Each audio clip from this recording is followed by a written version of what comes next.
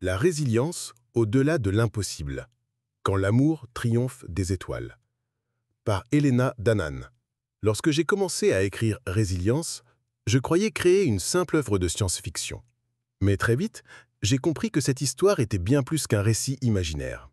Elle était le reflet déformé de mes propres souvenirs enfouis, des fragments de vérité remontés à la surface après mon expérience troublante à bord d'un vaisseau extraterrestre en novembre 2018. On m'y a rendu la mémoire de mes enlèvements d'enfance, déclenchant une cascade de rêves récurrents qui ont exigé d'être couchés sur le papier. Ce livre est né de cette nécessité viscérale, explorer comment l'âme humaine peut survivre à l'inimaginable. À travers le voyage de Sarah Ford, une jeune fille marquée par les étoiles, et celui de Cathy O'Connor, une scientifique en lutte contre ses démons, je vous invite à comprendre que la résilience n'est pas une simple endurance. C'est la force lumineuse de l'amour qui persiste quand les guerres se taisent, une énergie capable de traverser les galaxies et de défier l'impossible. La mémoire blessée, un passé qui hante le présent. Sarah Ford incarne cette lutte contre l'oubli imposé. À 10 ans, dans un champ de tournesol de l'Ohio, elle est enlevée par des êtres qu'on appellera plus tard les gris, Solipsirae. Son corps porte les stigmates de cette rencontre. Des triangles violets symétriques à l'intérieur des poignets, composés de minuscules piqûres d'aiguilles et un implant crânien invisible qui déclenche des migraines atroces. Pire encore, les gris ont altéré son ADN, la rendant génétiquement compatible avec leur espèce mourante et incapable de procréer avec des humains. Cette violation n'est pas que physique. C'est un vol de son innocence, de son autonomie corporelle et de sa mémoire. Comme des milliers d'autres abductés, Sarah devient un objet d'étude dans un programme sinistre où son traumatisme est ignoré, nié ou pire, exploité. C'est ici que la résilience commence à germer dans l'obscurité. Sarah ne se souvient pas consciemment des événements, mais son corps, lui, n'oublie pas. Une peur panique des aiguilles, des crises en chaise dentaire à la vue d'outils médicaux, des visions fugaces d'êtres à la tête triangulaire, tout son être hurle un avertissement que son esprit a verrouillé. Ce mécanisme de protection, aussi cruel soit-il, est la première forme de résilience, l'instinct de survie qui isole la douleur pour permettre à la vie de continuer. Sarah se réfugie dans les livres d'astronomie, son regard tourné vers les étoiles, non pas par nostalgie mais par une intuition profonde que la vérité est là-haut. Chaque nuit passée à observer le ciel est un acte de résistance contre l'amnésie imposée. La trahison des apparences, quand le protecteur devient prédateur. La résilience de Sarah est immédiatement testée par ceux qui devraient la protéger. Le docteur John Emerson, thérapeute chargé de son suivi et compagnon de sa mère Martha, se révèle être un traître. Sous couvert de la soigner, il espionne ses souvenirs pour le compte des gris, infiltrés dans la base militaire secrète de Wright-Patterson. Cet endroit, légendaire pour ses liens avec l'incident de Roswell et le hangar 18, symbolise la collaboration honteuse entre certains humains et les Solipsirae. Emerson incarne un danger subtil et pervers. Il utilise l'intimité thérapeutique, la confiance de Martha et même une fausse affection paternelle pour atteindre son but. Effacer les preuves vivantes des crimes extraterrestres. Cette trahison nous rappelle une vérité amère. Parfois, les chaînes les plus solides sont forgées par ceux en qui nous avons cru. Emerson n'est pas un monstre caricatural, c'est un homme charismatique, intelligent, qui manipule avec une froide efficacité. Lorsqu'il tente de sonder de force l'esprit de Sarah dans un laboratoire secret équipé d'un casque étrange, il révèle sa vraie nature. « Je me fiche de ta stupide mère, ma chérie », murmure-t-il. Cette scène est un tournant. Elle force Sarah à affronter non seulement ses ravisseurs extraterrestres, mais aussi la noirceur humaine capable de vendre son âme pour un peu de technologie ou de pouvoir. Sa fuite désespérée, son appel télépathique au télosien Kérian, à l'aide, est le premier cri audacieux de sa résilience en action. Elle ne refuse pas d'être une victime silencieuse. Les gardiens des étoiles, l'alliance inattendue. Heureusement, l'univers n'est pas peuplé que de prédateurs. Dans l'ombre, des êtres veillent. Les Télosiens, venus d'Alpha du Centaure, qu'ils nomment Télos, et les Pléiadiens, comme Zaraël, représentent une contre-force éthique et bienveillante. Leur intervention pour sauver Sarah n'est pas un caprice. Elle s'inscrit dans un codex galactique strict qui limite leur ingérence, mais leur donne le droit d'agir quand les accords sont violés, comme lorsque les Gris ont abattu un vaisseau ambassadeur. Kérion, Télosien, aux yeux clairs et aux boucles blondes, est l'incarnation de cette protection discrète. Depuis le sauvetage de Sarah à 10 ans, il surveille ses pensées via l'implant reprogrammé par son ami Ryan, un Éridanien. Cet implant, initialement outil de contrôle des grilles, devient un lien télépathique et un traducteur universel, symbole poignant de la résilience. Ce qui devait asservir devient un outil de libération. Leur philosophie est un souffle d'espoir. Lors d'une discussion mémorable dans le cottage écossais de Sarah, Zarael explique aux humains médusés, Sean, Eileen et Peter, « Votre espèce est à un seuil de son évolution. Vous devez vous réveiller et changer. Si nous intervenons trop, nous gâcherons votre apprentissage. » Les Télosiens et Pléiadiens ne sont pas des sauveurs tout-puissants, mais des guides qui croient en la capacité humaine à grandir. Leur technologie, vaisseaux furtifs, pods souterrains, dispositifs de guérison en instantané, est impressionnante, mais moins que leur éthique. Ils soignent la blessure d'Ulna sans hésiter, risquent leur vie dans le pub d'Helmsdale contre les gris et offrent à Sarah un sanctuaire dans la base sous-marine de Tellara, TUB-26. Leur présence dit ceci. « Vous n'êtes pas seul dans l'univers, et la lumière existe même dans les abysses. » L'amour, le cœur battant de la résilience. Si la technologie extraterrestre émerveille, c'est l'amour sous toutes ses formes qui constitue le véritable moteur de la résilience dans ce récit.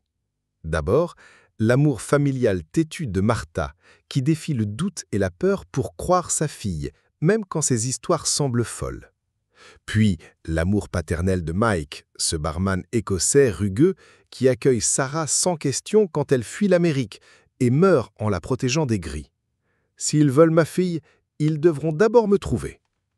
Il y a aussi l'amitié indéfectible d'Eileen, qui brave sa terreur pour soutenir Sarah, et le dévouement de Cathy, l'agent de la CIA qui renonce à sa carrière pour protéger une adolescente qu'elle a sauvée 7 ans plus tôt.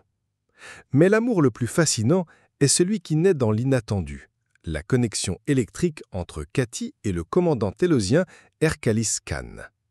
Leur première rencontre est un choc. Lui, l'alien au regard perçant qui lit les pensées sans permission.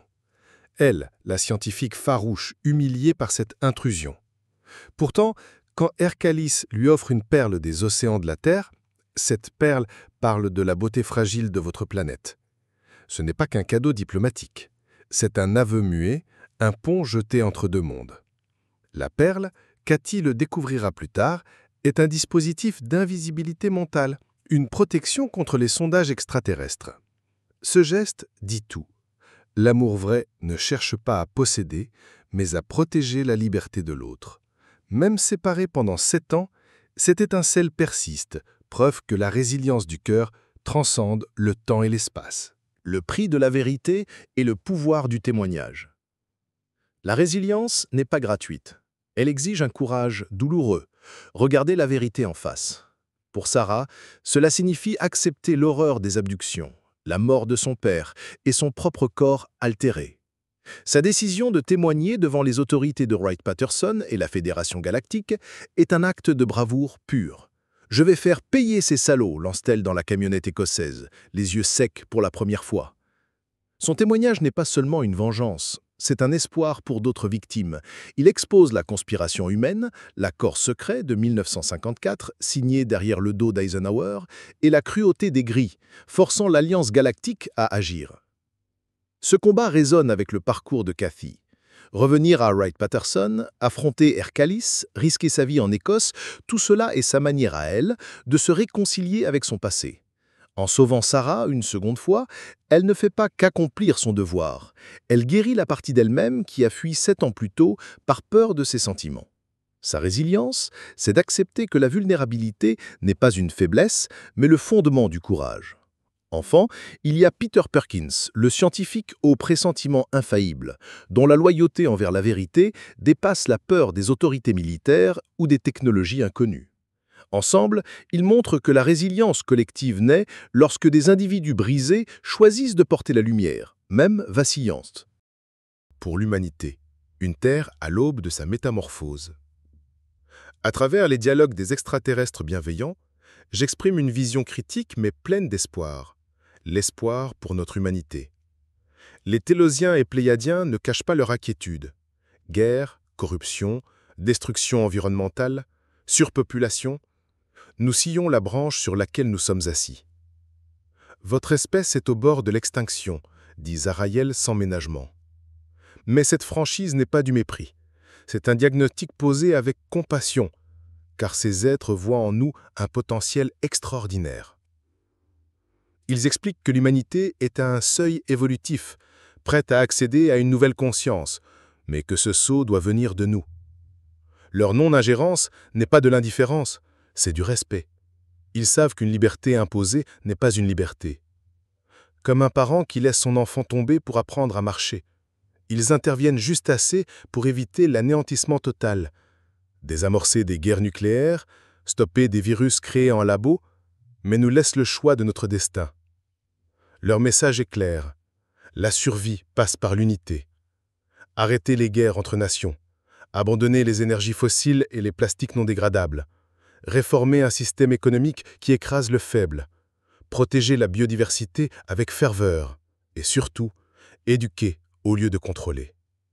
Vous possédez tous les outils, insiste Kerion, mais vous ne le savez pas encore.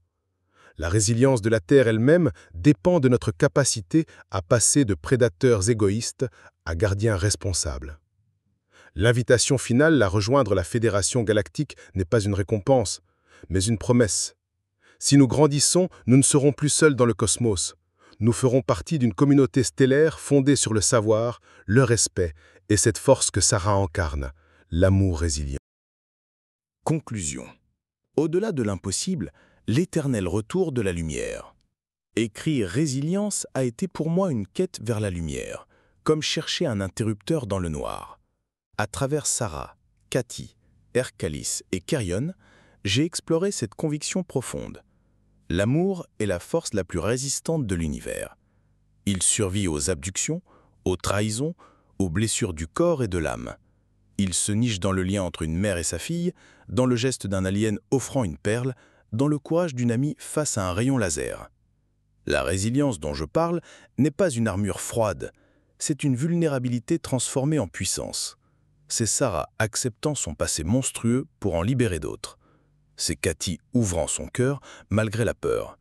C'est l'humanité regardant ses erreurs pour renaître.